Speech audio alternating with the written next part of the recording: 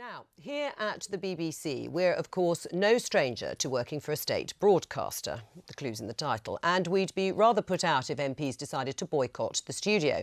Although it would perhaps save our spending on daily politics mugs, because they swipe them. But is it right for British politicians to appear on a station funded by the Russian government, and one which has been repeatedly criticised for silencing dissent and instructing journalists on what to report? Here's Boris Johnson discussing the channel RT, formerly Russia Today, in the Commons on Tuesday. If you study the output of Russia Today, and indeed if you consider the state of the press in Russia at the present, it is an absolute. It is Russia Today. It is a scandal. It is a scandal that members of the party opposite are continuing to validate and legitimate that kind of propaganda by going on those programmes. I'm assured by my ministerial team, none of them do so. Boris Johnson there in the House of Commons. Well, joining me now is Afshin Rattansi, who presents the Going Underground programme on RT, and the Labour peer Andrew Adonis, who, on this issue at least, agrees with Boris Johnson, I'm assured. Afshin Rattansi, do you pay politicians to come on your show? No. Never? No. You've never paid? I think there was one for travel expenses. We obviously pay journalists like Paul and so on, and we'd pay you. Thank you very much for inviting me. We'd love you to be on the show. But no. Is that a formal invite then? But that must be untrue, because only 2 days ago I was offered £500 to appear on Russia Today. No, that's an independent production Oh, well, this company. is where we get into all of the nonsense which we get from Russia Today about an independent production company which broadcasts its programmes on Russia Today. Well, I'm afraid that's tantamount to being paid by Russia Today, because presumably you do pay the independent broadcasting company for its content. But I don't think the BBC is liable. You do pay the independent broadcasting company. Of course you do. Programmes. So you pay for politicians to go on Russia Today. Let's not have any more of these lies that you don't pay for politicians. You do pay, whether it's via the production company or whether it's the BBC for one of the independently produced programmes at the BBC Commission. But for politicians, you do pay them, or you offer payment, as you did to via your production company. Your production company offers payment. It's not our them. production company. The BBC has lots of production companies. It's not liable for all your independent production. But you broadcast their content. So let's be clear, you do pay politicians to appear. Wait a minute. And it is absolutely wrong for that to happen, because essentially the Russian government is seeking to pay for politicians you don't to be understand propagandists on behalf of you do Putin, about and we shouldn't be doing broadcasting that. as you do about PFI and gambling. You obviously clearly don't understand that a broadcaster commissions independent production companies. I think that's called a diversionary The BBC tactic, does so as well. So. Now, you can't blame the BBC because one of their production companies pays a politician. Right, OK. Do you agree? Production company broadcasts you can argue the point about whether you were offered the money and it's directly from RT, and Afshin is saying it isn't. We'll leave that. Let it stand.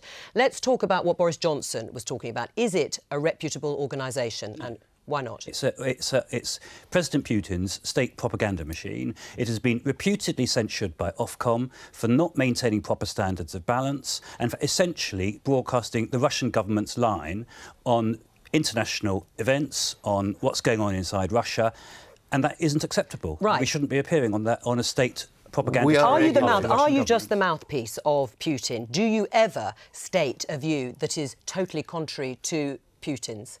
Many times. We give. All the MPs on this programme, every single one, I think, except one, has been on RT UK.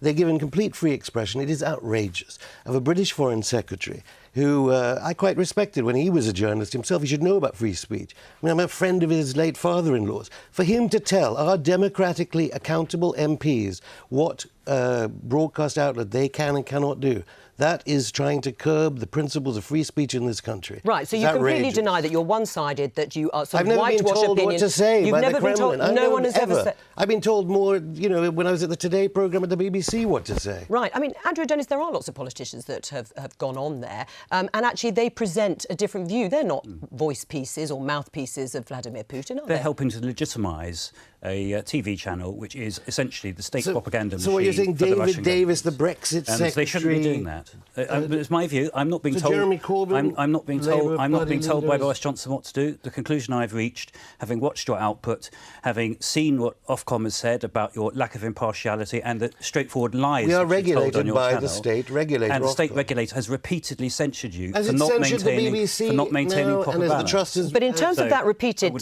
censure, the BBC does does try to book people with different views. It said on one of your news shows, discussing a NATO summit, that it had a panel consisting entirely of people who were anti-NATO. That's not balanced, is it? No, it isn't balanced. Right, well, But so why... I mean, Crosstalk last July, time you I was broadcast a debate about a NATO summit in which all members of the panel were critical of the military alliance. And the summit was described as badly staged, badly signalled, political theatre, and NATO as a minute group of megalomaniac power brokers. I mean, that is not a balanced debate, is it? No, I don't think it is. Right, so why was it on RT? But all broadcasters have lots of censures. The BBC has been censured loads of times. Your political editor, Laura Kearnsberg, has been censured for attacking Jeremy Corbyn. Well, no, she wasn't censured for attacking Jeremy Corbyn. It was a particular interview. I am talking about debates like this, where I have Andrew Adonis and you, is a balanced debate.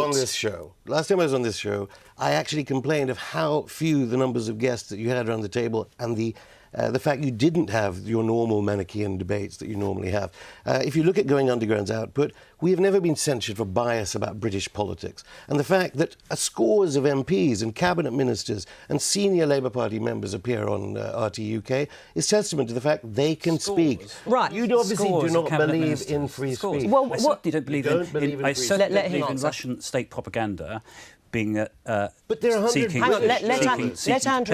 to pay British politicians, or as I would say, seeking to pay British politicians for participating on their shows. I don't believe that's appropriate, and I don't believe any of my colleagues should be taking part in that. So you think you can order democratically elected MPs in this country not to appear? Well, he's not ordering them, he's asking them not to appear. We don't order. This isn't Russia. What we do is we engage in democratic debate in this country, and my view you don't want that it's debate not, on television stations that are unlike the BBC. Well, it's certainly not one that is the propaganda arm of the Russian government. Afshin, can I just ask you, why did Sarah Firth resign as a correspondent in 2014? We went through this last time. Well, let's go through it again. How many resignations have there been from the BBC? Well, fine, you can always keep looking at the BBC, but I'm asking specifically because we're talking about RT. And she did say, we do work for Putin. We are asked on a daily basis, if not to totally ignore, then to obscure the truth. That is pretty damning. Liz Wall said the same. I cannot be part of a network funded by the Russian government that whitewashes the actions of Putin, backing up everything Andrew Adonis has said. What journalist that resigns from a company doesn't then attack the company so often? Well, can you think of a journalist that has resigned for the BBC that would say that we are speaking for the government? The child abuse inquiry on Panorama,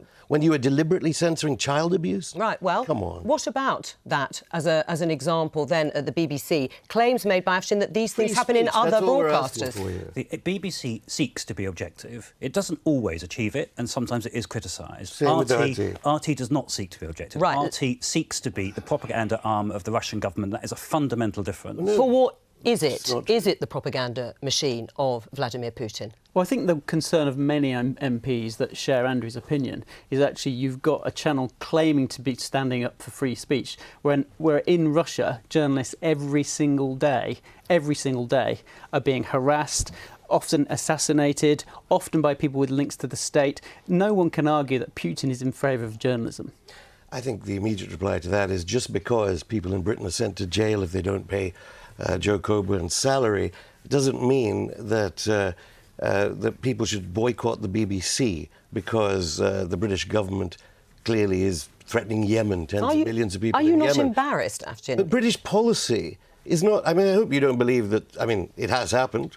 Director Generals of the BBC You can keep asking me, Afshin, but I'm asking you, are you embarrassed? Are you not embarrassed? Do you not sometimes wake up in the morning and think... But no one's telling me from the Kremlin what to say. Well, we take your word for that. But you need much encouragement to say what they ask you to say in any event. What do you mean? Well, you simply spout their line without much encouragement whatsoever. Sorry, our debates on gay rights? It doesn't sound as if you need specific Vladimir Putin instructions. supports our debates on gay rights, one side or the other. Can I have a look? Because we're regulated by Ofcom. I do look. We cannot be broadcasting propaganda in breach of broadcast guidelines. Well, I'm going to step into the fray here and say that's the end of that debate. Thank you both very much. Thank you. You didn't frankly have the balls to put country before party.